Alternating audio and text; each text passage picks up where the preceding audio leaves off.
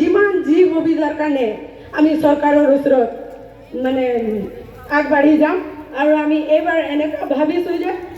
ST নাপালে মানে আমি কি কৰিম মানে এইটো এতিয়া ক'ব নোখোজোঁ চৰকাৰে তেতিয়াহে গম পাব যে আমি কি কৰিম আৰু আমি মহিলা কি হয় সদায় আমাক আদিবাসী একেবাৰে তলত পেলাই থৈ দিয়ে যে আমি আদিবাসী হৈ পেলাই দেখাব বিচাৰিছোঁ যাতে আমাক চিনি পাওক চৰকাৰে যে আদিবাসীও ইমান দুৰ্বল মহিলা নহয় যে আদিবাসীও মানুহে হয় আমাৰ ইমান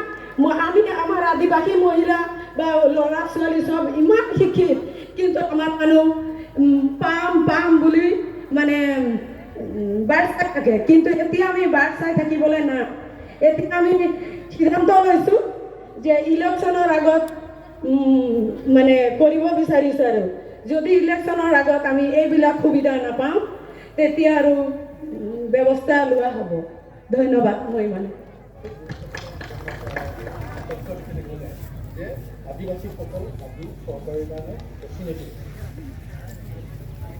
নিশ্চয়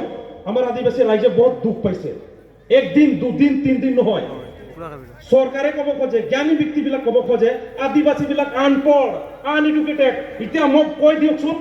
জানা বুজা মানুহ জ্ঞানী মানুহ ৭৭ বছৰ ভুল কৰিব পাৰে নেকি আৰু তাক ক্ষমা কৰিব পাৰে নেকি কওকচোন আদিবাসী ৰাইজে কেনেকৈ ক্ষমা কৰিব তথাপিও এই জ্ঞানী মানুহবিলাক আদিবাসীক ষড়যন্ত্ৰ কৰি হেক কৰিব খুজিছিল কিন্তু পাৰা নাই এতিয়া হুকিয়াই দিছোঁ আদিবাসী জাতিক কোনে হেক কৰিব নোৱাৰো চিধা কথা কোনে হেক কৰিব নোৱাৰে আদিবাসী ৰাইজে এতিয়া সেইটোৰ কাৰণে জাগি উঠিছে স্পষ্ট কৈছে ST নিদিলে ভোট নিদিম ভোট দিম এইটো আমাৰ সিদ্ধান্ত কাক দিম কিন্তু বিজেপিক নদিম যেটো ৰুলিং গভৰ্ণমেণ্ট নহয় সেইটোৰ কাৰণে আমাৰ 1 তাৰিখৰ পৰা আন্দোলন হ'ব কাৰণ আমাক খত ক'লে নহ'ব আমাক কাগজ ডকুমেণ্টছ দি পেলাই আমাক প্ৰমাণ দেখাব লাগিব দিছ ইজ দ্য ডকুমেণ্ট মুখৰ কথা বহুত ধৰিলো গান গোৱা বহুত ধৰিলো আই ঘৰ ৰাস্তা দলং কোন চৰকাৰ নবনাই কওকচোন ইটো ডেভেলপ ইট ইজ ডেভেলপ হয় আমার জাতির কারণে মাত্র দলংটো হয় নাকি আমার জাতিক আই ঘর পায় নাকি আমার জাতিক রেশন কার্ড পায় নাকি সকলেই তো পায় দিতে হলে আমার জাতির কারণে কি হল কি দিলে কি পালু আজি আমি চিন্তা কৰিছো আৰু আমি হিসাব কৰিছো আৰু গম পালো যে আমার জাতির ভোট লয় আমার জাতির হিস্ট্রি কালচার ভাষা মাটি বাড়ি লুটপাট করার বাইরে আর একো করা নাই এটা একদম স্পষ্ট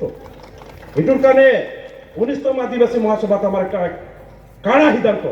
আমার ভাষাত যদি কম রাট ঘাট সিদ্ধান্ত লৈছো এটো কোনবা বুঝক নুবুঝক যোন দিন করে নিদিনক বুঝি পাব এটার কারণে কৈ দিব খুজিছো MP ইলেকশনের আগে ST কাস্ট সার্টিফিকেট আদিবাসী হিসাবত পাব লাগে আর কোনবা নাটক কৰি থাকে কোনবা চা গুণ জনগোষ্ঠী কিবা কৰি থাকে এটো কার ভুল এটো সরকারে চাব লাগে না নহয় জুয়া 29 মার্চ 2022 অলরেডি নোটিফিকেশন দিয়া হৈছিল তাত লিখা আছিল যে চার জনগোষ্ঠী কিবা গোষ্ঠী লিখিব নালাগে তার পিছতো কিয় লিখিব পাৰিছে এটা নিশ্চয় সরকার অবহেলা আছে সরকার এটা ক্যাবিনেট পাস করার পিছত কোনবা তাত উল্টা পুল্টা করব পারে তার মানে সরকারের জড়িত ক্যাবিনেট এনে পাস হয় নাকি আর বেলেগ আইন বিলাক এমান সোনকালে হৈ গ'ল আদিবাসীৰ কাৰণে আইন পাস কৰাৰ কাৰণে ইমান টাইম লাগে ইমান আলোচনা লাগে খালি এজন MP খুদিলে হ'ব নেকি মাত্ৰ পল্লৱক খুদি পেলাই কাষ্ট সাৰ্টিফিকেট